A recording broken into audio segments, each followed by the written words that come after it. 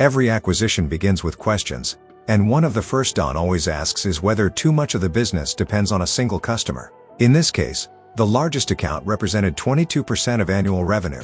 It wasn't insignificant, but it also wasn't unusual for a well-run middle-market company. Customer concentration becomes dangerous when a business can't absorb losing it, so before worrying about the percentage itself, Don wanted to understand whether the company could survive without it. He opened his financial model and began testing the downside. Revenue was reduced, working capital increased, and future growth became more conservative. Even after those adjustments, the acquisition continued producing healthy cash flow while comfortably supporting its debt. From a financial perspective, the risk appeared measurable and manageable. Most buyers would have been satisfied with that answer. Don wasn't. Years of evaluating businesses had taught him that financial statements explain the results of a company. They don't always explain the way the company actually operates. Experience had taught him that businesses often reveal their most important characteristics when nobody realizes they're being observed. During presentations, management explains what buyers should know. Daily operations reveal what employees no longer think about because it has become routine. For the first hour, everything looked exactly as he expected. Orders moved efficiently, employees worked confidently, and supervisors coordinated production without unnecessary discussion. Then a purchase order from North Star arrived. The adjustment wasn't dramatic. What caught Don's attention was how ordinary it seemed. Nobody asked for approval. Nobody explained the decision.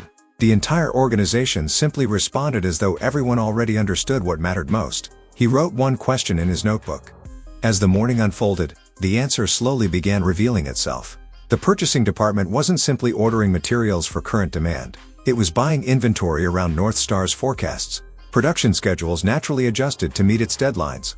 Employees with the most experience consistently found themselves working on North Star's orders because everyone knew how important they were. None of those decisions represented poor management. Quite the opposite. Every one of them had probably strengthened the relationship over the years. What surprised Don was seeing how those individual decisions connected. The business hadn't simply grown alongside its largest customer. It had gradually learned to organize itself around that customer's needs. That wasn't a revenue observation. It was an operational one. Before leaving for the day, Don asked a simple question. If North Star cut their business in half next month, what would change first? The operations manager looked across the warehouse before answering. It wouldn't be sales, he said.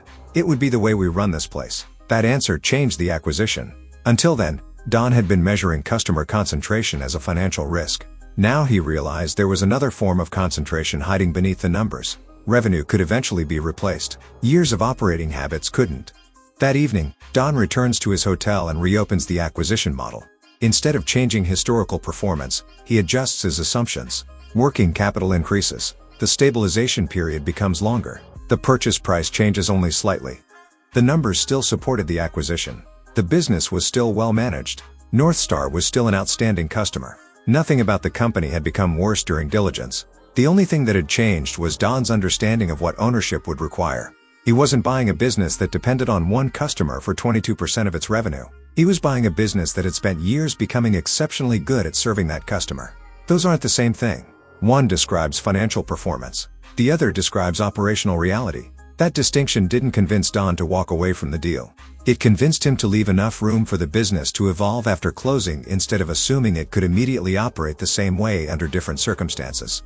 Driving away, Don realized the most valuable discoveries in due diligence are rarely dramatic. More often, they're small observations that quietly change the questions you ask in every acquisition that follows. From that day forward, customer concentration would never be the first question he asked. Instead, he would begin with a different one. If this customer disappeared tomorrow, how much of the business would have to learn how to operate differently?